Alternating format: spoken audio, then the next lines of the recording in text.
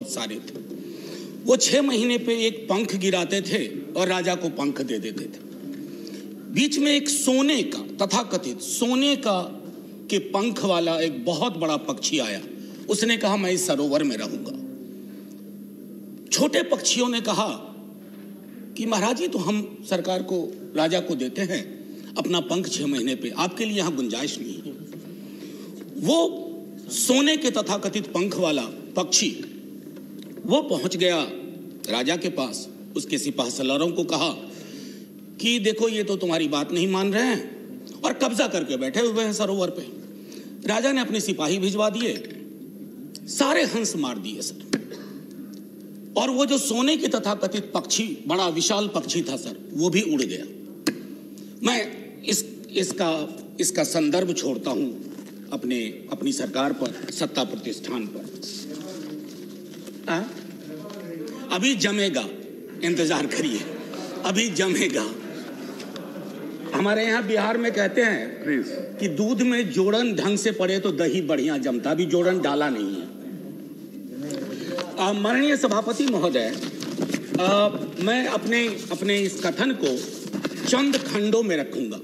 पहला खंड होगा कि महामहिम के अभिभाषण का संदर्भ, उसका ऐतिहासिक महत्व क्या है। दूसरा, लोकतंत्र में आंदोलन की क्या भूमिका होती है। तीसरा, पीसफुल असेंबली के साथ कोई भी लोकतांत्रिक मुल्क कैसे डील करे। चौथा, आंदोलनों के और लॉ मेकिंग के बीच का क्या ताल्लुक है। और पांचवा, कि रिप्रेशन की कहां तक इंतहा होती है। सर, लोकतंत्र के 3 स्तंभों के बारे में हम सब जानते हैं। चौथे स्तंभ के बारे में तो मैं बोलूंगा भी नहीं। अगर वैसे आपके दोस्त हों जिस चौथे स्तंभ पर कि एक बड़ी धारा पर आप निर्भर हैं, तो आपको दुश्मन की जरूरत नहीं है, वो दोस्त ही आपका काम तमाम कर देंगे। वो क्या करते हैं, दिन भर कुछ भी मामला हो, लोग दुख में हो, लोग संकट में हो, लोगों की मौत हो रही हो, और शाम में चलाएंगे खालिस्तानी एंगल ऑफ किसान आंदोलन। सर, मैं कॉलेज का विद्यार्थी था। हमने देखा है कि पंजाब और पूरे मुल्क ने क्या भुगता है। हम सब सर, आप तो सक्रिय राजनीति में थे सर। सक्रिय राजनीति में आपने देखा कि पूरे देश ने, हमने सिर्फ प्रधानमंत्री नहीं खोया, हमने हजारों लाखों जानें गंवाई। कुछ तो सीखें इतिहास से। इतिहास दोहराता नहीं है, लेकिन इतिहास प्रेरणा देता है, इतिहास निर्देश देता है, और हम उन निर्देशों को सुनना नहीं चाह रहे। शाम ढले, खालिस्तानी जमा हो गए, पाकिस्तानी जमा हो गए, टुकड़े टुकड़े गैंग जमा हो गए, नक्सली जमा हो गए, माओवादी जमा हो गए। सर, सबसे बड़ा टुकड़ा टुकड़ा गैंग वो है जो अपने भारत माता की संतान की पीड़ा को करुणा से ना समझे, दंभ से देखे, गुरूर से देखे। दंभ और गुरूर लोकतंत्र की जुबान नहीं है। सर, आप लोग कहते हो, आप बहुत लोग नहीं, कुछ आपके मंत्रीगण हैं, माननीय सभापति महोदय, वो 303 कहते हैं कि 303 का आंकड़ा है। सभापति महोदय, इस सदन ने, इतिहास ने इससे बड़े आंकड़े देखे हैं। कहां बिला गए, कहां गुम हो गए, किसी को पता नहीं। आंकड़े नहीं इतिहास तय करते हैं, आंकड़ों के पीछे की संजीदगी और संवेदना इतिहास तय करती है। आपका हाई पॉइंट क्या है, आपका लो पॉइंट क्या है, आप फेल हो रहे हैं उसमें। और लाइटर मैन में कहूं, 303 नाम का एक राइफल हुआ करता था सर, उसकी सर्विस समाप्त हो गई है। 303 उसकी सर्विस समाप्त हो गई है। सर, मैं एक चीज और कह करके फिर मूल बिंदु पे आऊंगा। मैकबेथ से बहुत चीज हम सीखते हैं। शेक्सपियर ने ना जाने अद्भुत चीज लिख दी है। टेम्परेंस बहुत जरूरी है सत्ता प्रतिष्ठान में। कद तब बढ़ता है जब पद की गरिमा को आप समझते हैं। Boundless intemperance in nature is tyranny. It has been the untimely emptying of happy throne and fall of many kings. इंटेम्परेंस अगर आपके स्वभाव में आ जाए तो सर, इसने कितने सिंहासन खाली करवा दिए, कितने राजाओं की घर वापसी करवा दी। थोड़ा सनद रहे, थोड़ा ध्यान रहे। Please. That is not acceptable. माननीय सभापति महोदय, एक हल्के स्वर में एक बात कहना चाहता हूं। सेंट्रल हॉल का जिक्र जयराम रमेश जी कर रहे थे। वहां जब बैठता हूं ना तो दल से ऊपर लोग सोचते हैं। कई हमारे भाजपा के मित्रों ने पूछा कि क्या इस आंदोलन का स्वरूप क्या है, कैसे खत्म होगा। दिक्कत है कि सेंट्रल हॉल में तो आप पूछ लेते हैं, सदन में आप जुबान नहीं खोलना चाहते हैं। मैंने पिछली बार जब यह बिल आया था कहा था कि दलों के दायरे और उस विप से ऊपर निकल करके देखिए, किसान देख रहा क्योंकि उसने विप जारी कर दिया है, और उसके विप को अगर आप नहीं सुन रहे हैं तो पता नहीं। लोकतंत्र में तो हम सुनते थे कि सुनना और सुनाना दोनों लोकतंत्र की अद्भुत कला होनी चाहिए। आप सुनाने में यकीन करने लगे हैं, सुनना आप भूल गए हैं, खास करके इस टर्म में तो बिल्कुल ही भूल गए हैं। एनीवे सर, माननीय सभापति महोदय, राष्ट्रपति जी के अभिभाषण का एक ऐतिहासिक संदर्भ होता है। हम सब जानते हैं कि सरकार स्क्रिप्ट तैयार करती है। बीते 29 जनवरी को जब महामहिम का अभिभाषण हुआ था, हम में से 19 दलों ने उसमें शिरकत नहीं की थी। माफी के साथ कहता हूं, कष्ट भी हुआ था, क्योंकि एक बहुत महत्वपूर्ण ओकेजन होता है। लेकिन माननीय सभापति महोदय, माननीय राष्ट्रपति जी का अभिभाषण जब समकालीन यथार्थ से, दुख और दर्द से, रंजो गम से मीलों दूर खड़ा हो, तो कैसे शामिल हो जाए। माननीय सभापति महोदय, बड़ी मुश्किल होती है। सिंघू बॉर्डर, टिकरी बॉर्डर, गाजीपुर, और ये तो 3 महत्वपूर्ण केंद्र हैं छोटे छोटे हलकों में। अभी बिहार में नेता प्रतिपक्ष तेजस्वी जी और पूरे कम्युनिस्ट पार्टी और कांग्रेस पार्टी के साथियों ने मिलकर के मानव श्रृंखला बनाई, तो पूरे देश में कहीं ना कहीं चर्निंग हो रही है। और इस चर्निंग के पीछे का साक्ष्य क्या है? प्लीज, मैं एक आग्रह करूंगा सभापति महोदय, मैंने आज तक अपने सदन में कभी भी किसी पर टीका टिप्पणी नहीं की है, तो सदन की बहस में टीका टिप्पणी नहीं होनी चाहिए, बस इतना आग्रह है।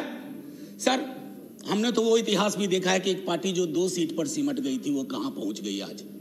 इसलिए ये इस चक्कर में ना पड़ा जाए। एनीवे सर, महामहिम के अभिभाषण को पढ़ने के बाद पहला ख्याल आया कि कहीं पर कहूं या अनकहीं पर बोलूं। जो कही गई बात, अब उसके बारे में मैं थोड़ा पहली चीजें कहता हूं। My government holds in high steam the values of democracy and sanctity of the constitution। संभवतः page 7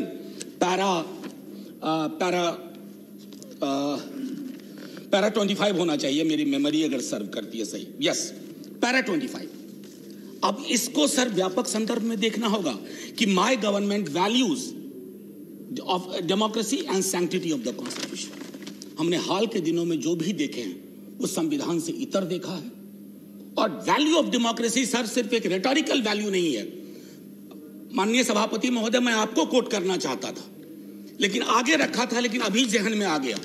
recently you have said nationalism and patriotism is not simply sloganeering Bharat माता की जय, जय हिंद या Jana Gana Mana. No sir, the greatest act of patriotism is speak about the well being of the nation. And that does not mean that I should stand in the orchestra party of the government forever and always. You have not done it when you were in a position. We shall not do it when we are in a position. We'll support you. समालोचना करेंगे, लेकिन आप ये नहीं उम्मीद करेंगे कि आपके खिलाफ का हर एक शब्द, हर एक लफ्ज देशद्रोही है। मैंने पहले सदन में कहा था, सर एक मशीन बनवाइए, कोरोना की वैक्सीन तैयार हुई, एक मशीन बनवाइए कि किसके अंदर देशभक्ति का पारा कितना है। सर, हो सकता है आपको झटका लग जाए। देशभक्ति स्लीव पे नहीं चलती है, यहां रहती है, दिल में, उसका सीने से कम ताल्लुक। एनीवे सर, मैं आपको इसलिए कोट किया। और एक और इंटरेस्टिंग चीज सर, अभी बंगाल में चुनाव है, तो पेज नंबर 26 पैरा 91 गुरुदेव के बड़े भाई का जिक्र हुआ, ज्योतिन्द्र नाथ टैगोर। चौल रे चौल शोभे भारतो सोमतान, बहुत अच्छा लगा। लेकिन इसके बाद जोड़ दीजिए गुरुदेव की अपनी line, where the mind is without fear and the head is held high. कहां है? दोनों को जोड़ के देखिए। ये चेरी पिकिंग नहीं चलती है डेमोक्रेसी में। आप चेरी पिकिंग के उस्ताद हो गए। चेरी पिकिंग मैं समझता हूं माननीय सभापति महोदय, आंदोलन लोकतंत्र की जीवंतता का उदाहरण होता है। जिंदा लोकतंत्र और स्वस्थ लोकतंत्र आंदोलन के साथ सदैव निरंतर संवाद की कोशिश करता है। सर, एक आशय मैं यहां रखना चाहता हूं। दिल्ली विश्वविद्यालय में जिस विभाग में मैं पढ़ाता हूं, एक विषय मेरा मूवमेंट भी है। सर, बहुत सालों से पढ़ाया है आंदोलन। आंदोलन की सर 3 चीज होती है महत्वपूर्ण: एलिनेशन, अट्रैक्शन, कन्वर्जन। यानी कि अलगाव की चीज कहीं आई, उसके बाद आपका आकर्षण हुआ किसी विचारधारा से, उसके बाद आप सड़कों पे आए। सर, हमने आंदोलनों को न जाने किस नजरिए से देखना शुरू किया है। महोदय, माननीय सभापति महोदय, आपने भी देखा होगा वो सड़िया, वो कील, वो खाई।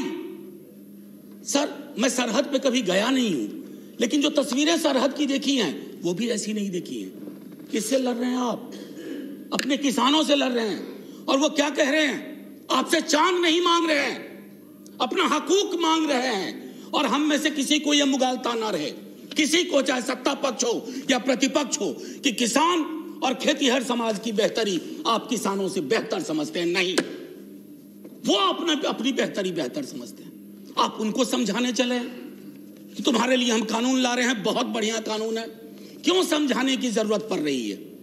क्यों खालिस्तान, पाकिस्तान, टुकड़े टुकड़े एंगल लाने की जरूरत पड़ रही है? अरे, हमारा लोकतंत्र बहुत मजबूत है, किसी के एक ट्वीट से कमजोर नहीं होगा। आपने विमर्श को कमजोर कर दिया है। इतना मजबूत लोकतंत्र है सर। मैं तो कभी कभी सोचता हूं, अगर आपके दौर में जयप्रकाश जी का आंदोलन हुआ होता। इस सदन में अभी कई लोग हैं जो जयप्रकाश जी के आंदोलन से निकले हुए हैं, इंक्लूडिंग सभापति महोदय। जेपी के आंदोलन की कल्पना करिए, अगर जेपी को इन खाई, बाड़ों, कटीले तार देखना पड़ता तो क्या होता सर? कई मित्र हमारे बिहार से भी हैं जो जेपी आंदोलन से निकले। एक बार सोचे दलीय दायरों को छोड़ करके कि आंदोलन को डील करने का क्या यह नजरिया उचित है? आप कहिएगा नहीं। सर, मैं पहले भी इस सदन में कह चुका हूं। आप कहते हैं 11 दौर की बातचीत हुई है। दिक्कत क्या है ना सर, किसी भी सत्ता प्रतिष्ठान में एकालाप और वार्तालाप का फर्क समझना चाहिए। There is a difference between monologue and dialogue. आपके साथ दिक्कत है कि आप मोनोलॉग को डायलॉग का कपड़ा पहनाते हैं। ऊपर से मैंने माननीय मंत्री महोदय को सुना जो वार्ता में थे, उन्होंने कहा कि हमने ये दिया, हमने वो दिया, हमने ये दिया। सर, लोकतंत्र में खैरात की जुबान नहीं होती है। आप देने वाले कौन होते हैं, हम देने वाले कौन होते हैं? अरे, दे तो वो रहे हैं, 303 का आंकड़ा उन्होंने ही दिया आपको, और आगे के 3 और 0 कब उड़ा जाएं ये भी वही तय कर देंगे। इसलिए ये जुबान बंद करिए, एकालाप और वार्तालाप के बीच की दूरी को खत्म करिए। सर, मैं पहले भी इस सदन में कह चुका हूं कि देश कागज पर बना नक्शा नहीं है। देश सिर्फ सेना, पुलिस के जवान, जनगण मन, वंदे मातरम नहीं है। देश रिश्तों से बनता है सर, और आपने रिश्तों को रिसा दिया है, रिसा दिया है। जब तक आप इस बात को नहीं समझेंगे कि मुल्क रिश्तों से बनता है, आपने कितने रिश्ते खत्म कर दिए। अरे, सरकारें पुल बनाने के लिए लाई जाती हैं, चाहे नदियों पर पुल हो या रिश्तों का पुल हो। आपने तो पुल के बदले दीवारें खड़ी कर दी, वो भी कटीली। सीए का आंदोलन हुआ, नागरिकों को नागरिक के खिलाफ खड़ा कर दिया। अब तो कमाल है, मैं तो आपके समाजशास्त्र के ज्ञान से भी चकित हूं कि जिस दिल्ली पुलिस के जवान को आप किसान के खिलाफ खड़ा कर रहे हैं, कभी दिल्ली पुलिस का सोशल प्रोफाइल देख लीजिए। इन इलाकों से जिन इलाकों में यह आंदोलन ज्यादा प्रबल है, वहां का एक बच्चा सरहद पे रहता है, एक बच्चा पुलिस में रहता है और एक बच्चा खेत में रहता है। आप इन बच्चों को वो जायदाद के लिए नहीं लड़ रहे, आपने उन्हें भिरा दिया।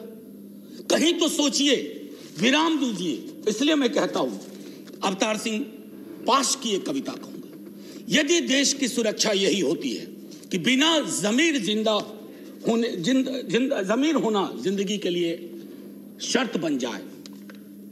कितना वक्त है सर? ये आपका 18 मिनट अलाटेड टाइम है जी। आपने ऑलरेडी 17 मिनट्स दिया। ओ सर सॉरी, 2 मिनट दे दीजिए बस। 2 मिनट दीजिए। जी सर। आंख की पुतली में हाँक के सिवा कोई शब्द ना हो। आपको सिर्फ हाँ चाहिए आंख की पुतली में, चाहे वो कितनों भी अश्लील हो। पांच कहते हैं, मैं नहीं कह रहा। और मन बदकार पलों के समक्ष हमेशा झुका रहे तो हमें देश की सुरक्षा से खतरा है, देश को अपनी सुरक्षा से खतरा नहीं है। ये फर्क आपको समझना होगा। माननीय सभापति महोदय, इस 2 मिनट का प्रयोग मैं आपने किसान को लेकर के जितनी बातें कही उस पर, उन बिलों के बारे में पहले मैं बोल चुका हूं पिछले सत्र में। मैं सिर्फ इतना कहना चाहूंगा कि बिहार में एमएसपी 2006 में खत्म की गई। बिहार के किसान की आय के बारे में आपको मैं आंकड़ा दूं उचित नहीं होगा, आपके पास आंकड़ों का भंडार है, आप तो आंकड़े तैयार कर लेते हैं, बल्कि कभी कभी पका भी लेते हैं प्रेशर कुकर में। मैं सिर्फ इतना कहूंगा कि आप बिहार के मॉडल को, हम तो सोच रहे थे कि बिहार को, आप ही की सरकार को दोष नहीं दे रहा हूं, बीती कई सरकारों ने बिहार को लेबर सप्लाई का स्टेट बना के रख दिया है। हमारा काम है मजदूर भेजना पूरे देश में, और हमने कोरोना के काल में वो सब देखा है। हम तो सोच रहे थे कि हमारे बिहार का किसान, हालांकि किसान नहीं रहा, वो खेती हर मजदूर हो गया। हम सोच रहे थे कि उन्हें भी पंजाब हरियाणा की तरह। सर आपने क्या किया? वो मॉडल आप चाह रहे हैं पंजाब हरियाणा में बिहार की तरह हालात हो जाए। कभी कभी मुझे इस बात का अंदेशा होता है कि संसद का भी वर्ग चरित्र बदल गया है। अभी संसद में किसान और किसानी समाज से आने वाले लोग अगर होते, आप इतनी आसानी से बुलडोज नहीं कर पाते। मेरे स्वयं के नेता, कई मसले ऐसे आए, लालू प्रसाद जी, उन्होंने ये तय किया, और आपके भी लोग थे, आप उनको भूल चुके हैं, जिन लोगों ने खड़ा होकर के कहा कि ये हम नहीं होने देंगे। सर अभी भी आपकी रीढ़ किसान और किसानी ही है। ये जो 303 का आंकड़ा आ रहा है ना सर, किसी के कोल्ड स्टोरेज से नहीं आ रहा है, किसी के गोडाउन से नहीं आ रहा है। 303 के आंकड़े को एक बार सर, और मैं इससे पहले कि जय हिंद कहूं, मैं माननीय सभापति महोदय अभी भी हाथ जोड़ के सरकार से आग्रह करूंगा। इतिहास में ऐसे क्षण आते हैं जब आप दुविधा में होते हैं। प्लीज आपके माध्यम से रिक्वेस्ट कर रहा हूं, हाथ जोड़ करके आप दर्द समझिए किसानों का। सर पूस की सर्द रातों में, माघ की सर्द रातों में सड़क पर रहना आसान नहीं होता। पानी बंद कर दिया गया, शौचालय बंद कर दिए गए। सर इस तरह के पोजीशन, इस तरह का अग्रेसिव पोस्चर हमने तो अपने कुछ पड़ोसी मुल्कों के लिए भी नहीं सुना, जो अंदर तक आ गए। सर लाल आंखें वहां होनी चाहिए, कहां हम आंखें लाल कर रहे हैं। ये किसान आपके हैं, ये किसान मेरे हैं। अगर एक दिन इन्होंने हड़ताल कर दी, एक दिन तय कर लिया कुछ नहीं, सर संसद बंद हो जाएगी, सरकारें बंद हो जाएंगी, क्या होगा पता नहीं। इससे पहले कि मैं कहूं जय जवान, जय किसान और जय हिंद, माननीय सभापति महोदय, मैं